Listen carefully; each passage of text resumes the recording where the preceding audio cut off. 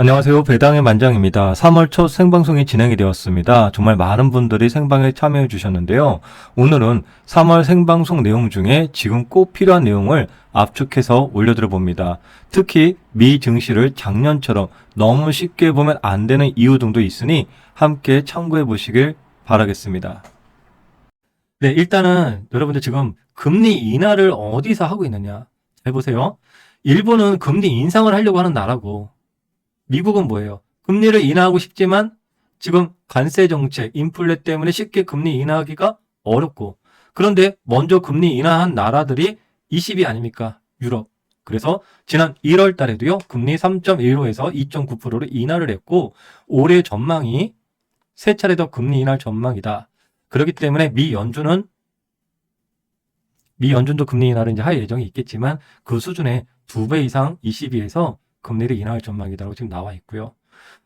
또 하나 중국이 지금 치고 나가죠. 작년 하반기부터 성장률이 그나마 5.4%로 좀 성장을 해주었다. 아이고 죄송합니다. 여기 화면에 이래. 네, 해주었고요. 뭐 침체된 경기 회복의 기미가 좀 나오고 유럽 중 시험봉을 좀 보여줬다라는 내용입니다. 물론 이제 리스크도 있어요. 러시아, 우크라이나 종전 협상이 지금 지연되고 있고, 트럼프가 지금 EU에 생산된 제품의 25% 관세를 부과할 것이다. 그래서 약 42조 원 규모의 타격이 있을 것이다. 이런 이제 악재들도 향후에 남아 있다. 유럽이. 하지만 이제 지금 시장에서는 상대적으로 금리 인하 먼저 해줬고 빠르게 올해 강세를 보이고 있는 나라다. 이렇게 좀 이해할 수 있겠죠? 유럽이. 네, 유럽의 기준금리 인하를 보세요. 여기가 4.5입니다. 4.5. 작년 24년도 4월 그 4.25, 4.25 그리고 작년도 9월 달에 3.65, 3.4, 3.15, 2.9 계속해서 금리 인하를 시도를 했고요. 올해 추가적으로 3번 더 할 예정에 있기 때문에 지금 일각에서는 자금이 유럽으로 많이 흘러 들어가고 있다. 최근에 1, 2월 달 통계가 나왔는데요. 제가 그 자료를 올렸는지 모르겠는데 미국에 들어가는 자금에 비해서 유럽 쪽으로 주식 자금이 한 2배 정도 유럽으로 들어갔다라는 통계 내용이 수치가 나왔습니다. 물론 이제 지금 앞으로 남아있는 이런 악재들이 있는데 이거 한번 잘 보세요. 지금 이게 언제 거냐면요. 트럼프 일기 행정부 때예요. 2018년도 3월 7일이에요. 2018년도 기사예요. 트럼프 유럽 자동차에 25% 관세 물릴 수 있어. 제가 이걸 보여드린 이유는 트럼프 일기 행정부 때 우리는 그 당시에 주식 투자를 하든 뭘 하든 이미 한번 겪어봤습니다. 트럼프라는 사람이 어떤 사람인지에 대해서 그 트럼프로 인해서 시장이 얼마나 큰 변동성을 가져갔는지 이미 알고 있어요. 물론 그때랑 지금의 시장 상황은 많이 다르겠지만 트럼프의 가장 큰 리스크는 무엇이냐? 독단적이다. 어려질지 모른다. 우리가 일반적으로 뭐 정치를 잘하든 못하든 그건 별개고 이 주식시장에서의 가장 큰 악재는 불확실성인 것이겠죠. 예측이 불가한 사람이다. 최근에도 트럼프는 젤렌스키를 만나면서 젤렌스키 밥도 못 먹고 쫓겨났다고 합니다. 여러분들 이 영상 한번 보셨으면 깜짝 놀랍니다. 야 이제 큰일 났다. 우리나라 어떡하지? 역시나 나라가 부강해야지 된다는 걸 다시 한번 느끼고요. 우크라이나가 예전에 핵을 포기했죠. 다 보셨을 거예요. 어쨌거나 이런 상황 나라 걱정은 또 우리 공무원분들이 많이 더 해주셔야 되는데 어쨌거나 이런 상황까지도 지금 치닫고 있기 때문에 앞으로 러시아 우크라이나 전쟁이 어떤 식으로 또 흘러갈지 예측이 지금 불가한 상황에 또 남아 있습니다.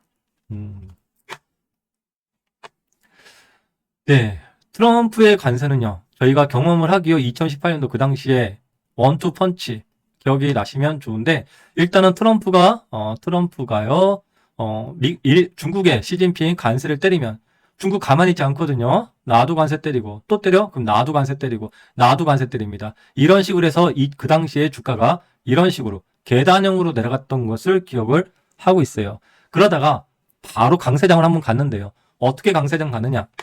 더 이상 왜냐하면 관세를 때리면 미국의 물가 지표가 상승을 합니다. 그래서 미국 국민들이 아주 힘들어해요.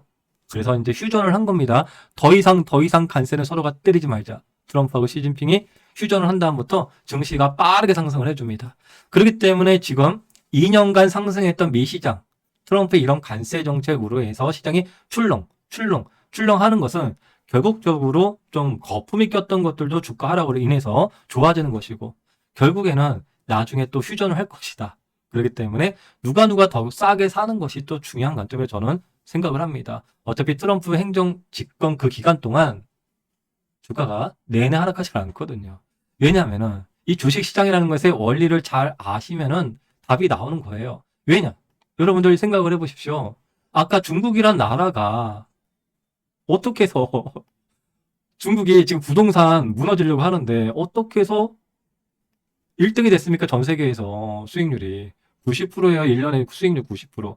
왜 90%가 나왔는지를 잠시 후에 잘 보셔야 돼요. 그래야지 미국 투자하시는 분들 있죠? 메인으로 미국에 집중하시는 분들이 잘 그걸 활용하셔야 될 텐데 한번 보겠습니다. 네, 중국 증시가 어떤 식으로 이제 상승을 보여주었느냐. 우선 25년도 홍콩의 항생 테크 지수 기술주 30개 묶어놓은 건데요. 30%가 급등을 했습니다. 30%가요. 여기에 미국의 M7이 있잖아요. 중국에도 M7이 있죠. 텐센트. 여러분들 중국 여행 가시면은 위챗 알고 계시죠? 다 그걸 사용해야 되잖아요. 알리바바, 샤오미, 비아디, 메이탄, SMIC, 레노버까지 해서 M7입니다. 이들의 평균 수익률 올해라고 해봤자 고작 2개월밖에 지나지 않았어요. 2개월의 수익률이 43%입니다. 어디서 많이 보지 않았습니까? 예전에 미국의 M7 와 성장주 주가 어마어마하게 올라갔잖아요. 엔비디아라든지 뭐 팔란티어, 테슬라 그렇죠? 예전에 뭐 애플 다 비슷하지 않습니까? 그랬던 건데 이제 중국에서 아주 빠르게 네, 상승을 보여주고 있고요. SMIC 많이들 아실 거예요. 반도체. 애플 중국 아이폰에 알리바바의 AI 기술 탑재하기로 하면서 알리바바가요 올해 68% 급등을 했고요. 비아디 딥시크와 손잡고 딥시크 아시죠? 중국 내 전 차종의 자율주행 시스템 적용 계획을 할 예정입니다. 근데 이걸 누가 주관하느냐? 중국은 누구의 주도하에? 바로 시진핑의 주도하에. 시진핑은 과거에 알리바바 마인이 한번 말 잘못했다고 바로 숙청까지는 안 갔지만 내쫓았죠. 이번에 시진핑의 알리바바 마인을 다시 불러들였습니다. AI에 3년간 75조 원 투자. 요게 이제 시진핑과 마인. 마인이 정말 많이 늙었네요. 예전엔 흰머리도 많이 없었는데 얼마나 큰 고통을 당했는지. 그만큼 중국은 정부 주도하에 나라다라고 볼 수 있겠습니다. 알리바바가요, 지금 올해 1월 달에 주가가 약 80입니다. 주가가 80달러. 그러다가 단 한 달 반 만에 145달러. 약 80% 급등했다가 지금 한 70% 정도 급등 상태예요. 단 2개월 만에. 이게 이제 중국의 힘이고, 자본의 힘이죠. 네. 이런 상황이 이제 중국이고. 하지만 여러분들 기억하셔야 되는 것은 바로 이거예요, 이거. 이게, 여기가 지금 25년, 여기가 24년, 23년, 22년, 21년, 20년. 네. 주가가 320에서 58까지 하락을 했잖아요. 몇 프로 하락한 겁니까? 끔찍하죠. 그래서 최근에 이제 정부의 그런 이제 주도하에 또 주요 기업들 또 특히나 AI를 더욱더 추가 투자를 하면서 저점에서 빠르게 치고 나온 거예요. 그래서 우리가 이제 이렇게 얘기를 하는 거죠. 만약에 미국 기업들은 그렇지 않잖아요. 미국은 이 당시 2020년에 비해서 계속해서 우상향을 그려가고서 최근에 조정을 주는 것이고 중국은요. 홍콩도 마찬가지예요. 장기적인 이런 하락을 보여주었다가 최근에 급등을 보여주면서 수익률 상위를 보여준 거잖아요. 그러면은 차이가 있다는 걸 분명히 우리가 인지를 한다라는 것이죠. 그래서 장기적인 우상향을 투자한다는 것은 일반적으로 미국을 투자한다는 것이 더욱더 합리적이고 중국이라든지 뭐 대한민국이라든지 그런 나라를 투자하는 것은 어떻게 보면은 이런 정책이라든지 시황이라든지 자금의 흐름에 따른 마켓 타이밍을 어느 정도 잡아줘야만 좋은 결실을 나는 것이지 정부 주도하에 한번 바람 불면 큰 수익을 주는 거지만 또 한번 바람 꺼지면 큰 고통을 주는 것이고 그런 부분들을 잘 인지하는 것이 중요한 것 같습니다. 그래서 이제 뭐 저는 중국은 몇 년에 한 번씩 대세 상승장이 오더라 이런 생각을 갖고 있고요. 미국은 꾸준하게 지금 뭐 우상향을 간 거잖아요. 네, 그렇게 좀 나눠서 봐야 되겠다. 네, 미국 증시 한번 보도록 하겠습니다. 네, 미국 증시입니다. 이제 네, 일단은 뭐 얼마 전에 워렌 버핏이 스파이 매도했다라는 그런 보도들이 있었고, 근데 뭐 비중은 스파이 비중은 크지 않았다 이렇게 좀 얘기가 나오고 있는 것이겠죠. 그래도 뭐 심리를 흔들 만하다. 그렇죠? 왜냐면 주가가 하락을 하니까 워렌 버핏이 다 팔고 나갔다는데 정말로 이제 대사락등 가는 거 아니야? 이런 기사 나오기엔 정말 좋은 기사죠. 그런데 예전에 워렌 버핏이 애플을 팔 때도 애플 뭐 지분 예전에 많이 팔았을 때도 그 이후로 애플 많이 올라가고 있습니다. 그래서 뭐 절대적이진 않다. 그리고 작년도 제가 기억하기로는 작년도 24년도 1분기인가 2분기 워렌 버핏이 최고의 현금 보유를 갖고 있다. 그 당시에도 기사 나왔잖아요. 근데 그 이후로 주가가 얼마나 많이 상승했습니까? 테슬라는 그 당시에 주가가 제가 기억하기로 한 180달러였나?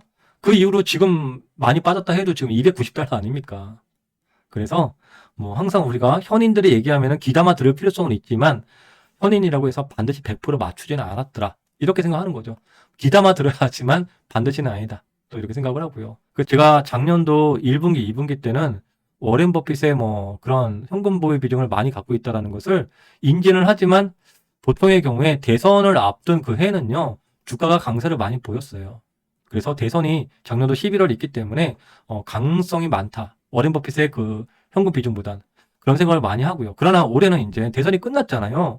대선이 끝나고 아까 제가 말씀드렸지만 2018년도 트럼프와 시진핑이 그 싸움박질 원투펀치 왔다 갔다 그걸로 인해서 계단식 하락장을 갔다는 것을 아직도 생생하게 기억합니다. 그렇기 때문에 올해는 저는 2년간 상승도 또 갔었고 주식시장이요 2년 동안 대세 상승장을 갔었고 미국이 그렇기 때문에 올해 그냥 강세장을 또 가기에는 쉽지는 않다.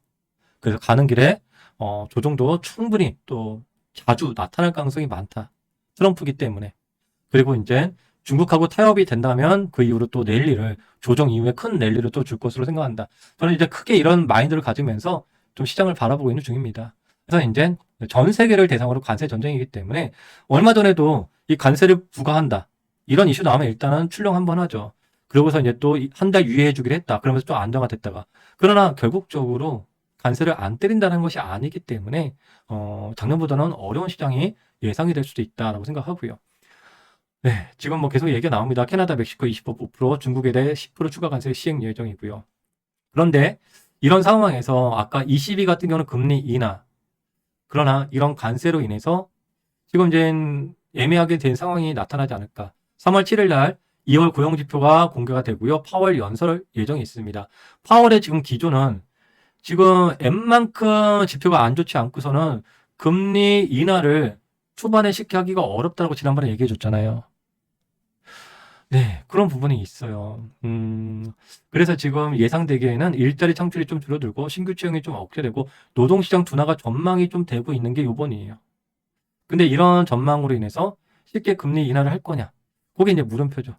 왜냐면은 물가는 사실 앞으로 이런 관세가 때려진다면은 물가는 올라갈 것이라고 거의 예측이 되잖아요. 네, 그런 부분이 있고, 얼마 전에 엔비디아 실적이 발표되었는데 실적이 그래도 괜찮게 나왔으나 주가는 하락을 보여줬더라는 걸. 그래서 웬만한 실적 아니고서는 쉽지가 않구나. 이번에 6일날 브로드컴이 실적 발표를 보여줬습니다. 네, 그래서 우리가 한번 생각을 해봐야겠죠. 지금 왼쪽 것은요, 미국의 기술주예요. 작년도 보시면은 주가가 여기가 10,000원대였습니다. 작년 7월 달에. 그리고 작년 12월 달에 2만 원이에요. 주가가 거의 100% 올랐다는 거예요. 누구처럼? 중국 지금 100% 올랐잖아요. 이렇게 이제 많이 올랐어요. 미국의 기술주들이 100%씩 오르고 막 그랬잖아요. 그러다가 네, 지금 올해 들어와서 하락을 지금 보여주고 있고 기술주니까 많이 오른 만큼 또 많이 빠졌어요. 한 15%, 20% 이런 상황이고 나스닥도 한 10만 원에서부터 15만 원 정도까지 한 40% 올랐죠. 작년 하반기에요. 그리고 지금 좀 빠지고 있는 중이고요. 한편 여러분들 미국 배당 다우존스는요. 작년 비슷한 시기에요. 주가가 한 20% 올랐어요. 20%안 올랐나? 근데 변동성이 느리죠. 근데 최근에 어때요, 주가가? 환율 영향이든 무엇이든 주가가 지금 안 빠지고 있다는 거예요. 이들에 비해서. 그래서 이 자산 분배라는 것이 중요하다는 거죠. 자산 분배가. 그리고 우리가 4개의 축 많이들 갖고 가시죠. 기술주, 나스닥 S&P, 배당 다우존스, 그리고 또 일부 해지용으로 국채 하시는 분들. 국채가 지금 1월 달부터 2월 달까지 주가가 약 10% 정도 상승을 했습니다. 국채는 해지용이잖아요. 해지용. 분산 투자 해지용. 왜냐하면 작년 8월 달부터 작년 말까지 급등을 보여줬는데 미 시장이 다. 근데 국채는요. 작년 8월부터 12월까지 하락을 보여줬고 주가가 하락을 할 때 반대로 상승을 보여주는 겁니다. 그러면 국채는 어떤 용도로 투자했는지 누가 알려주지 않아도 감이 나와야 되는 것이겠죠.